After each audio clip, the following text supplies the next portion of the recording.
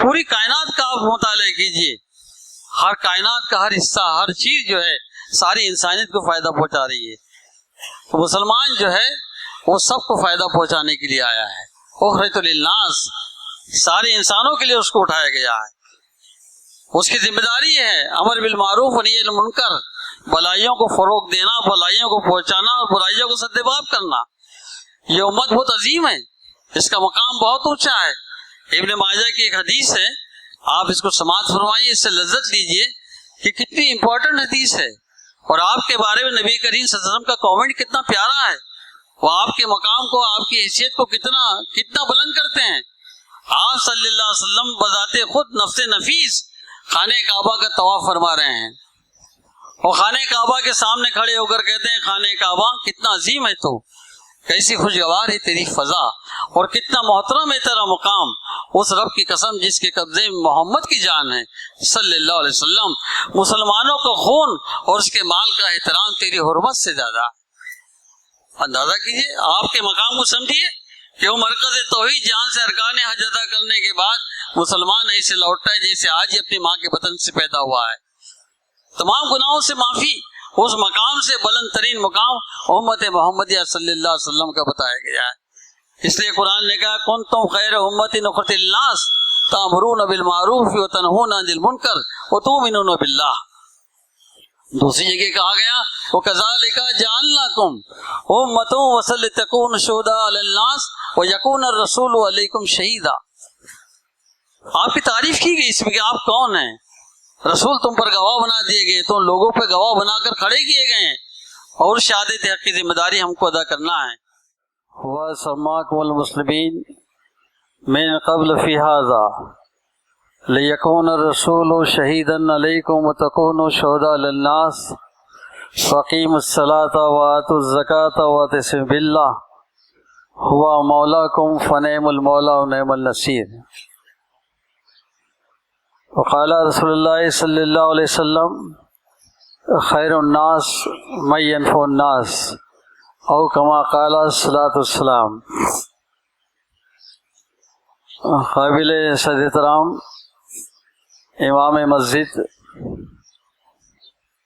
محترم بزرگوں، بھائیوں، دوستوں، نوجوانوں، السلام علیکم ورحمۃ اللہ وبرکاتہ۔ یہ اللہ رب العالمین کا فضل احسان ہے کہ جمعہ کے مقدس دن کے موقع پر پہلی مرتبہ خدا کے گھر میں خدا کے بندوں کے درمیان اللہ کے دین کی نسبت سے کچھ باتیں کہنے کی سعادت نصیب ہوئی۔ محترم حضرات، کئی جمعہ آپ نے سنے ہیں، کئی جلسوں کو آپ نے اٹینڈ کیا ہے، مختلف انداز بیاں، مختلف خطابت سے آپ محظوظ ہوئے ہیں، لیکن میں آپ سے یہ کہنا چاہتا ہوں کہ یہ سلسلہ آخر کب تک؟ اگر کچھ سننے کے بعد اور کوئی پروگرام آپ کو دینے کے بعد اگر زندگی میں کوئی تبدیلی نہ آئے، معاشرے کے اندر کوئی بیداری نہ آئے، تو میں سمجھتا ہوں، اور مجھے کہنے دیجئے کہ صرف وقت کے ضیاع کے علاوہ یہ کچھ بھی نہیں۔ زمانہ بہت تیز چال چل چکا ہے، آپ کے حالات آپ دیکھ رہے ہیں کہ آپ کو کس حلقے کے اندر، کس کمزوری کے اندر آپ کو اس ملک نے بھی اور دنیا نے بھی ڈال دیا ہے، جبکہ آپ کے پاس میں ایک لافانی بین الاقوامی بین الانسانی الہی دین اسلام ہے، ایک بہت ہی انقلابی کتاب ہدایت قرآن مجید ہے، اور حضور نبی کریم صلی اللہ علیہ وسلم کا مکمل اسوہ ہے۔ لیکن یہ سب کچھ ہونے کے باوجود بھی اگر زمین پر کوئی سب سے زیادہ محروم ہے، سب سے زیادہ مظلوم ہے، سب سے زیادہ مغلوب ہے، تو یہی امت مسلمہ ہے۔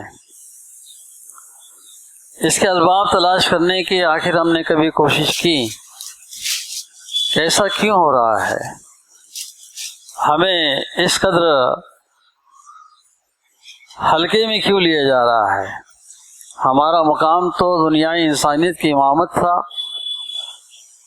ہم زمانے کے اندر مبلغ بنا کر بھیجے گئے تھے، ہم دنیائی انسانیت کے سامنے داعی اللہ کا رول پلے کرنے کے لیے ہمیں منصب اور مقام دیا گیا تھا۔ کیا ایسا تو نہیں کہ ذمہ داری سے ہم نے فرار اختیار کیا ہو، اس ذمہ داری کو ہم نے سنجیدگی سے نہ لیا ہو اور اس کے کرنے کے لیے ہماری طبیعت آج بھی آمادہ نہ ہو، خدا نہ خواستہ۔ تو دوستو بھائیو، جیسے میں نے کہا تھا کہ جلسے، پروگرام، خطابات، جمعہ، بیانات سبھی ہوتے رہیں گے۔ میں اپنے آپ سے یہ پوچھنا چاہتا ہوں، آپ سے بھی کہنا چاہتا ہوں کہ ہماری زندگی کی ہم منصوبہ بندی کب کریں گے؟ اپنے اولادوں کی صحیح خطوط پر تعلیم و تربیت کا اہتمام کب کریں گے؟ ہم زمانے کے اندر اللہ کے رسول صلی اللہ علیہ وسلم کے نائب بن کر اپنی ذمہ داری کو ادا کرنے کے لیے کب تیار ہوں گے؟ دوستو، یہ چیزیں قرن اولیٰ کے مسلمانوں میں بدرجہ عطا موجود تھی، اس لیے زمانے کے اوپر یہ قوم سالہ سال تک غالب رہی، لاکھوں مربع میل پر ان کی سلطنتیں رہیں۔ لیکن آج اس حدیث کی مصداق جس میں نبی کریم صلی اللہ علیہ وسلم فرماتے ہیں کہ لوگوں، ایک زمانہ ایسا آنے والا ہے کہ دنیا کی قومیں تم پر اس طرح ٹوٹ پڑیں گی جیسے بھوکے دسترخوان پہ ٹوٹ پڑتے ہیں۔ صحابہ نے دریافت کیا کہ رسول اللہ، کیا اس وقت ہماری تعداد کم ہوگی؟ کہاں تمہاری تعداد کم نہیں بلکہ اور قوموں سے سوا ہوگی۔ صحابہ نے دریافت کیا کہ اللہ کے رسول ایسا کیوں ہوگا؟ آپ صلی اللہ علیہ وسلم نے ارشاد فرمایا کہ تم میں وہن کی بیماری پیدا ہو جائیں گی۔ صحابہ اکرام رضوان اللہ مجمعین نے دریافت کیا کہ اللہ کے رسول وہن کیا ہوتا ہے؟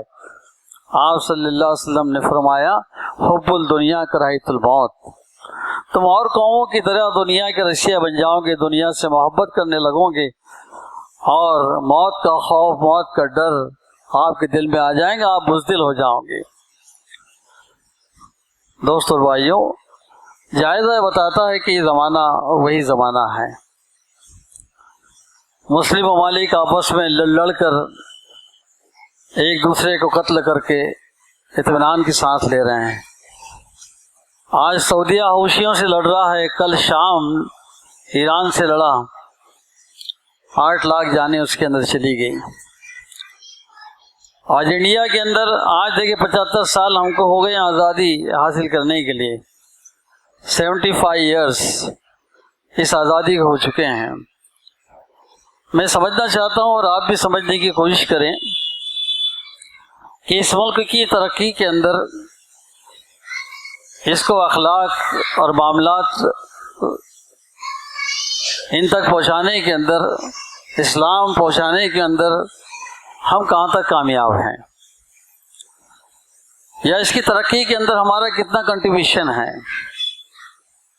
بتائیے۔ دنیا کی اور قوموں پر بھی ظلم ہوا ہے، زیادتی ہوئی ہے، آپ پر بھی ہو رہی ہے، ہوتے آ رہی ہے، لیکن ہمیں یہ بات سکھائی گئی کہ مایوسی کفر ہے، مسلمان مایوس نہیں ہوتا ہے۔ لیکن دنیا کی ان قوموں کو یہ بات نہیں سکھائی گئی اور انہوں نے ہمت سے کام لیا، انہوں نے اپنا احتساب لیا، اپنا جائزہ لیا اور پھر کھڑی ہوئی۔ آپ جانتے ہیں کہ 6 اپریل 1945 کو امریکہ نے ناگاساکی پہ بم ڈالا تھا۔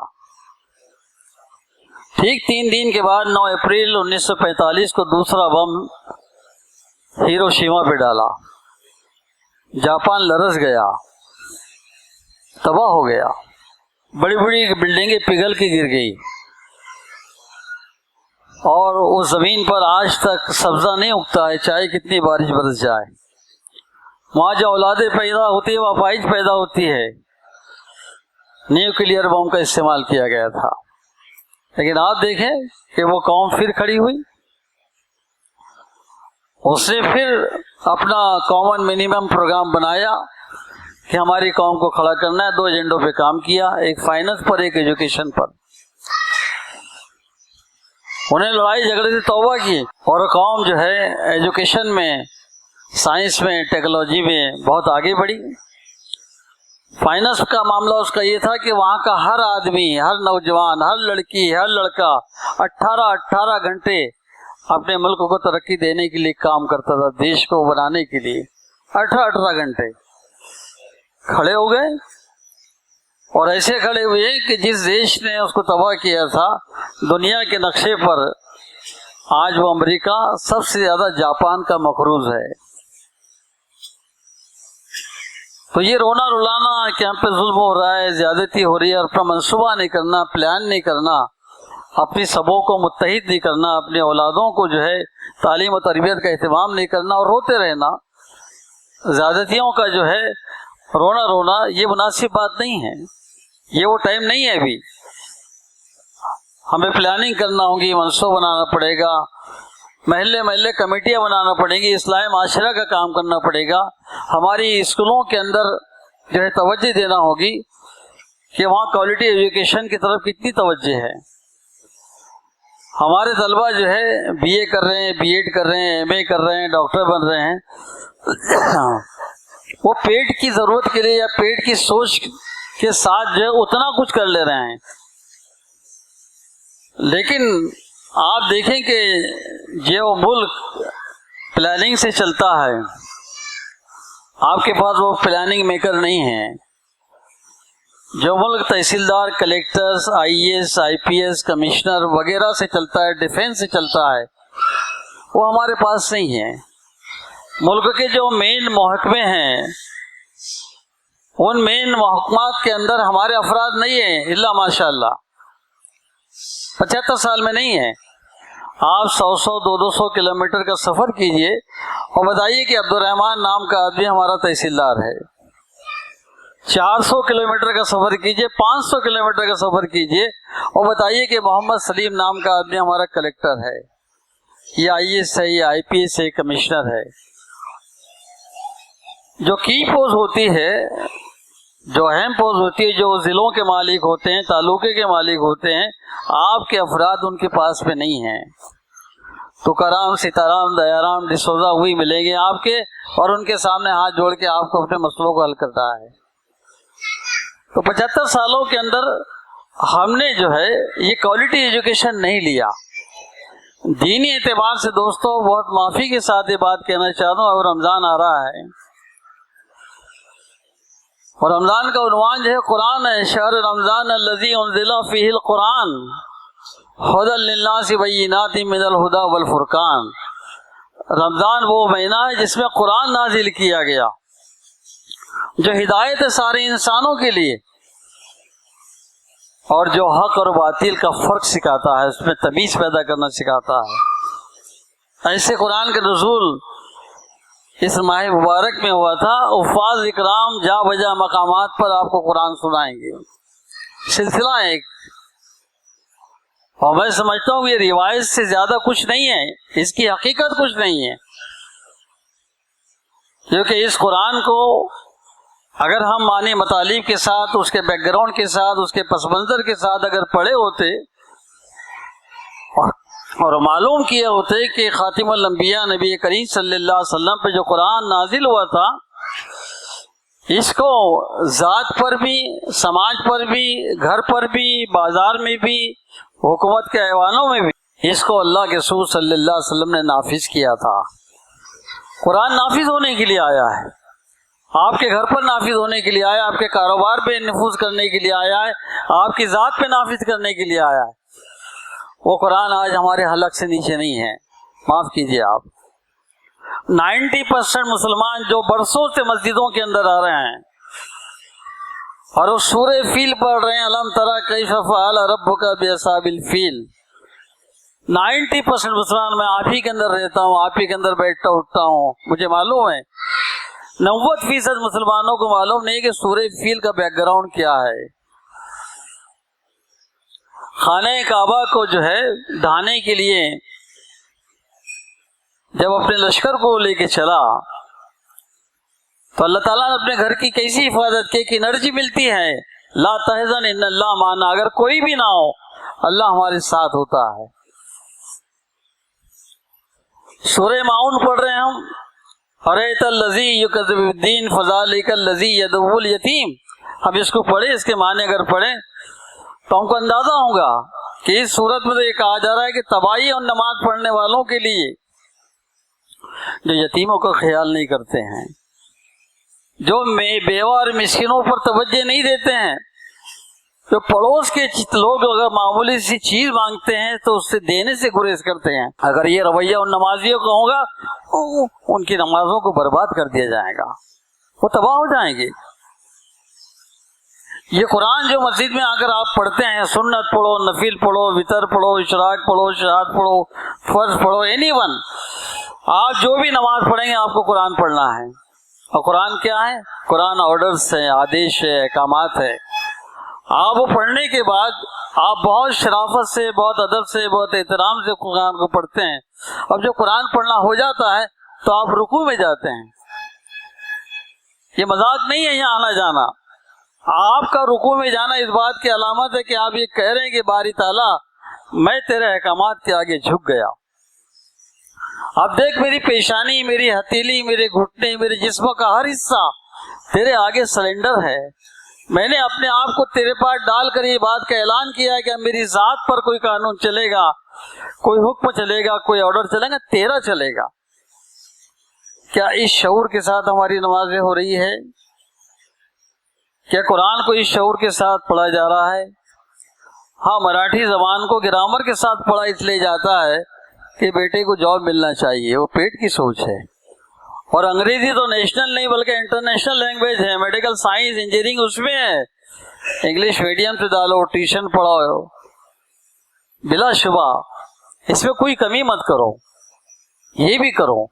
بلکہ آیوروید ڈاکٹر بنانا ہے تو سنسکرت کا گرامر بھی پڑھاؤ. اور بچے پڑھتے ہیں کیونکہ ان کو ایگزام کے اندر جوابات دینا لیتے ہیں، اس لیے وہ زبانیں جو ان کی اپنی نہیں رہتی ہے اس کے گرامر سے واقفیت ہونے کے بعد وہ زبانوں کی وہ تمام مراسم کو پڑھتے ہیں. لیکن یہ اللہ اس کے رسول کی زبان سے اتنا سوتیلا سلوک ہمارا کیوں ہے کہ آخری 10 صورتیں نمازوں میں پڑھی جا رہی ہیں، ہم کو معلوم نہیں. اب بتائیے یہ قرآن کہہ رہا ہے ہمارے اور آپ کے بارے میں. ذمہ داریاں بتاتا ہوں. میں نے قرآن مجید کی سورہ حج کے آخری رکوع کی آیت پڑھی جس میں قرآن کیا کہہ رہا ہے؟ وَجَاهِدُوا فِي اللَّهِ حَقَّ جِهَادِهِ هُوَ اجْتَبَاكُمْ. اللہ کی راہ میں جہاد کرو، جدوجہد کرو جیسے کہ جدوجہد کرنے کا حق ہے. اس نے تمہیں اپنے کام کے لیے منتخب کر لیا ہے. اس کا کام کیا ہے؟ اس کے دین کی تبلیغ و ارشاد کرنا.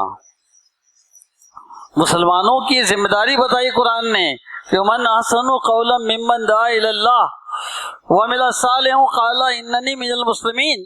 اس شخص سے بہتر بات کس کی ہوگی؟ قرآن مجید کہہ رہا ہے سورہ حامیم سجدہ میں، اس شخص سے بہتر بات کس کی ہوگی جو لوگوں کو اللہ کے دین کی طرف بلائے، نیک عمل کرے اور پکار کے کہے کہ میں مسلمانوں میں سے ہوں، میں اللہ کے غلاموں میں سے ہوں، اس کے فرمانبرداروں میں سے ہوں.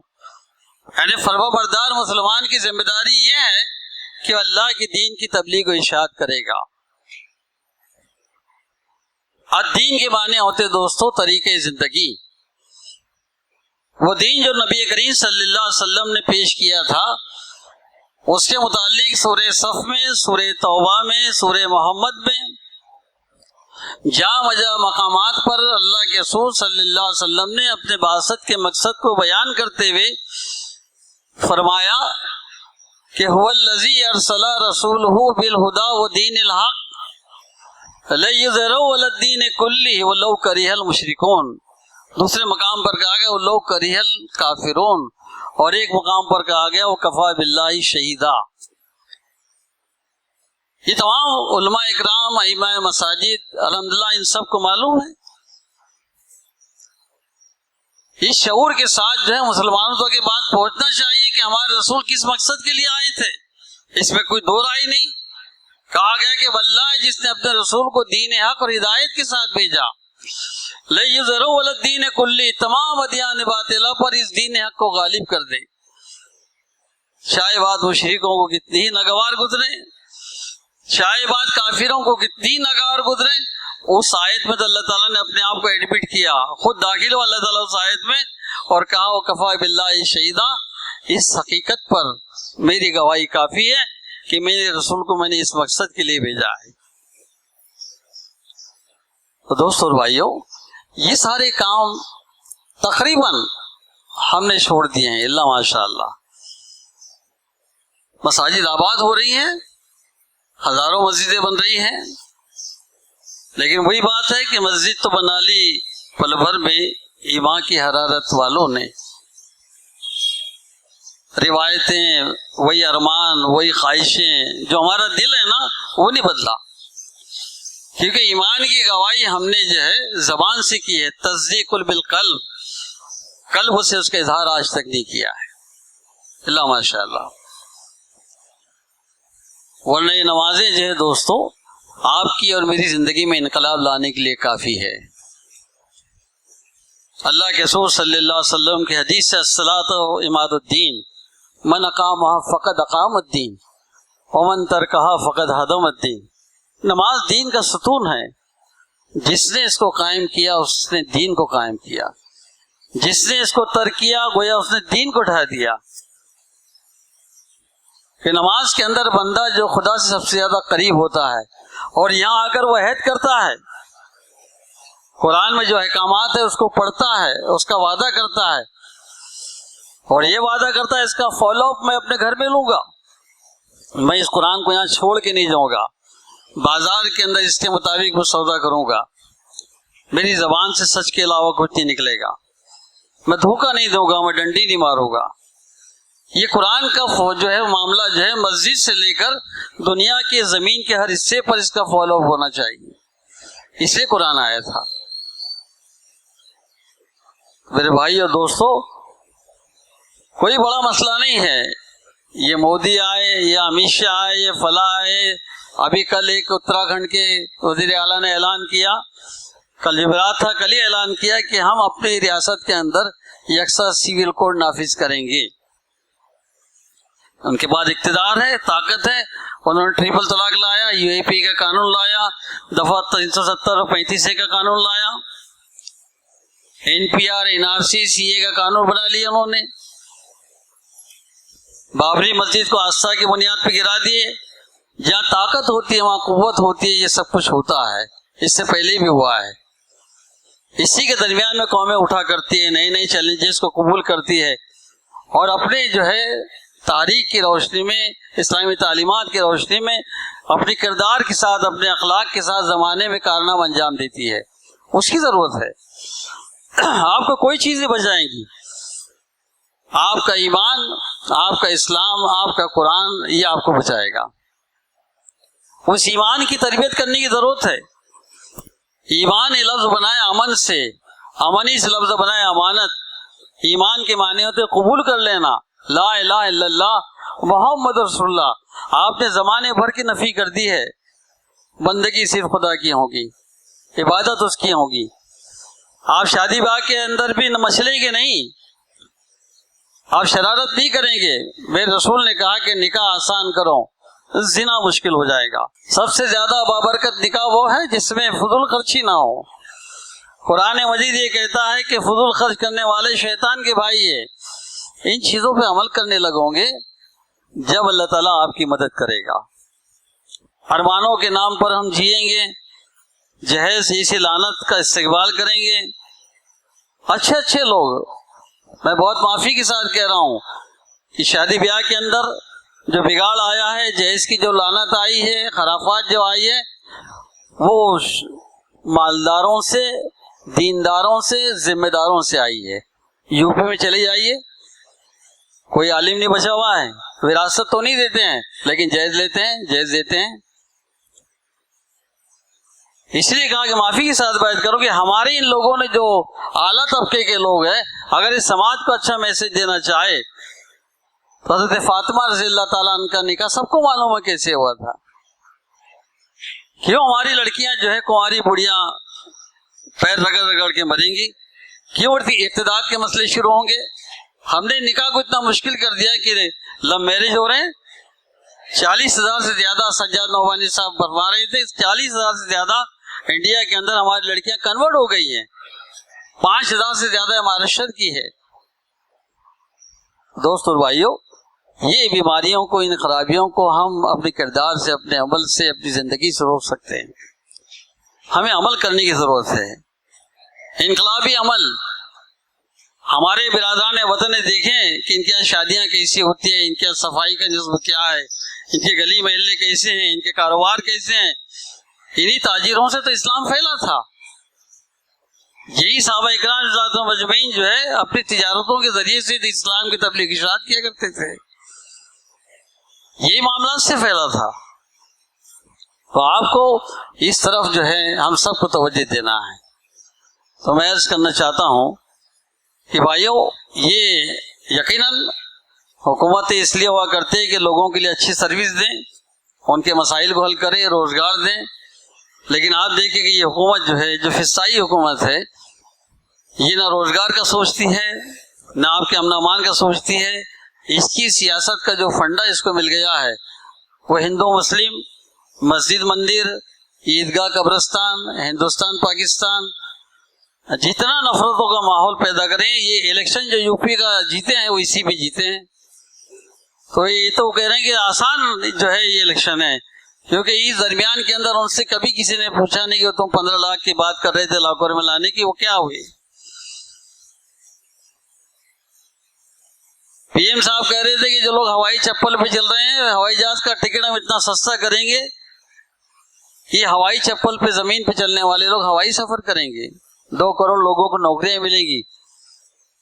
اب آپ دیکھیں کہ حجاب کا مسئلہ بیچ میں لا کر وہ کسانوں کی وجہ سے گھیرا جا رہا تھا، روزگاروں کو لے کر جو گھیرا جا رہا تھا، نوکریوں کو لے کر گھیرا جا رہا تھا، وہ انہوں نے جو ہے حجاب کے مسئلے کو بیچ میں لا کر سب کو یو ٹرن کر دیا.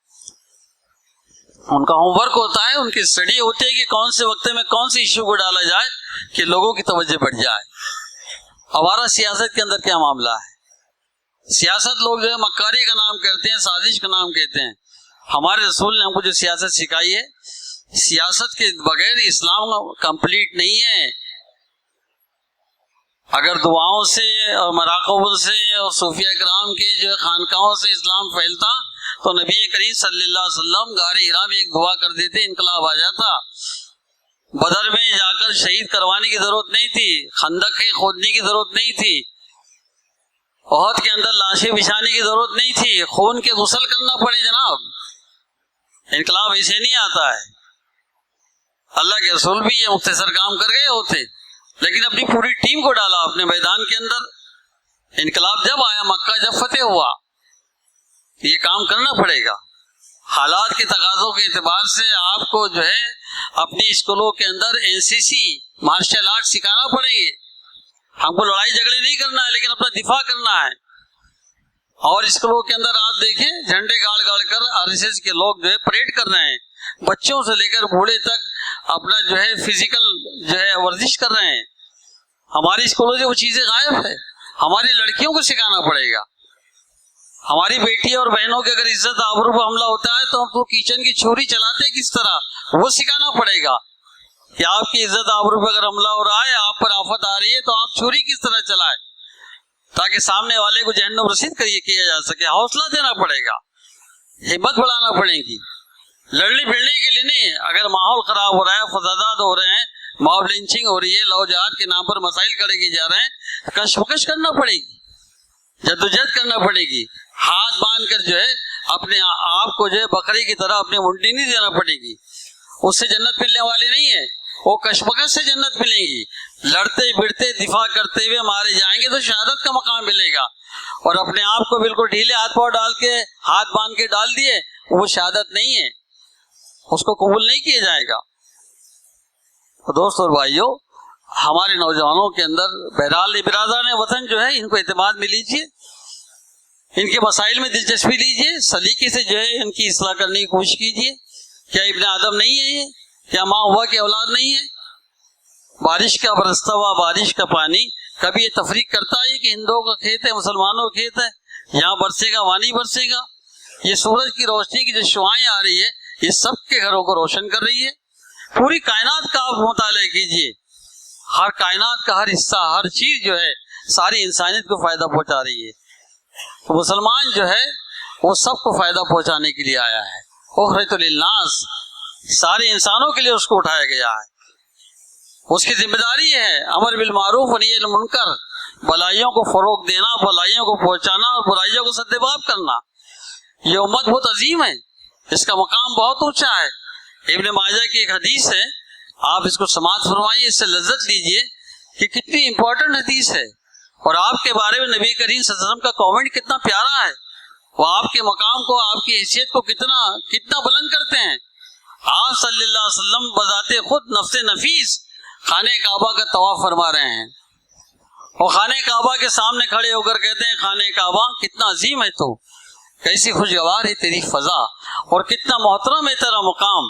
اس رب کی قسم جس کے قبضے میں محمد کی جان ہے صلی اللہ علیہ وسلم، مسلمانوں کا خون اور اس کے مال کا احترام تیری حرمت سے زیادہ. اندازہ کیجئے، آپ کے مقام کو سمجھیے کہ وہ مرکز توحید جہاں سے ارکان حج ادا کرنے کے بعد مسلمان ایسے لوٹتا ہے جیسے آج ہی اپنی ماں کے بطن سے پیدا ہوا ہے. تمام گناہوں سے معافی، اس مقام سے بلند ترین مقام امت محمدیہ صلی اللہ علیہ وسلم کا بتایا گیا ہے. اس لیے قرآن نے کہا کنتم خیر امت اخرجت للناس تأمرون بالمعروف وتنہون عن المنکر وتؤمنون باللہ. دوسری جگہ کہا گیا وَكَذَلِكَ جَعَلْنَاكُمْ أُمَّةً وَسَلْ تَكُونُ شُهَدَاءَ عَلَى النَّاسِ وَيَكُونَ الرَّسُولُ عَلَيْكُمْ شَهِيدًا. آپ کی تعریف کی گئی اس میں کہ آپ کون ہیں. رسول تم پر گواہ بنا دیے گئے، تم لوگوں پہ گواہ بنا کر کھڑے کیے گئے ہیں، اور شہادت حق کی ذمہ داری ہم کو ادا کرنا ہے.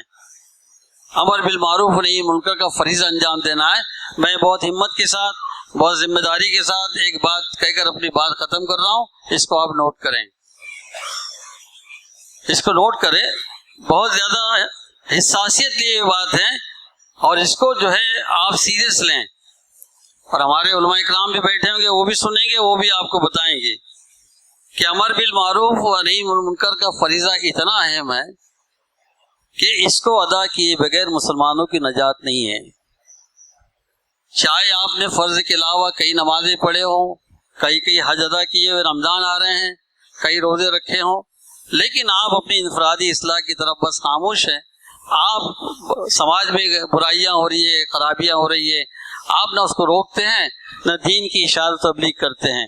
آپ کی کسی عبادت کو اللہ تعالیٰ قبول نہیں کرے گا. اور دوستو یہ سبق آپ کو آپ کی کتاب سے ملے گا، حضور نبی کریم صلی اللہ علیہ وسلم کی پیاری زندگی سے ملے گا. آپ کو مکے کے وہ 13 سال پڑھنا پڑیں گے کہ دعوت تبلیغ کی اشاعت کیسے ہوئی تھی، اور 10 سال اسلامی معاشرے کی تعمیر کیسے ہوئی تھی. یہ 23 سال کا پیریڈ آپ کو پڑھنا پڑے گا. اس کے لیے وقت نکالیے، اس مطالعے کے لیے وقت نکالیے. تو میں سمجھتا ہوں کہ اس حالات کو تبدیل کرنے کے لیے کل بھی مسلمان جو ہے کافی تھے، آج بھی کافی ہے. انشاءاللہ اللہ تعالیٰ آپ کی مدد کرے گا، آج بھی کرے گا. اس کا کہنا یہ ہے کہ یا ایھا الذین آمنوا ان تنصروا اللہ ینصرکم ویثبت اقدامکم، کہ لوگوں جو ایمان لائے ہو تم میرے دین کی مدد کرو، میں تمہاری مدد کروں گا اور تمہارے قدموں کو مضبوط جما دوں گا. الٹیمیٹ اس کا وعدہ ہے.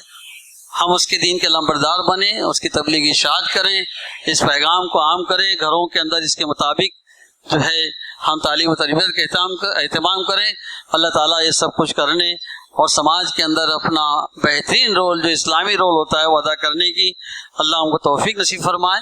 وآخر دعوانا الحمدللہ رب العالمین.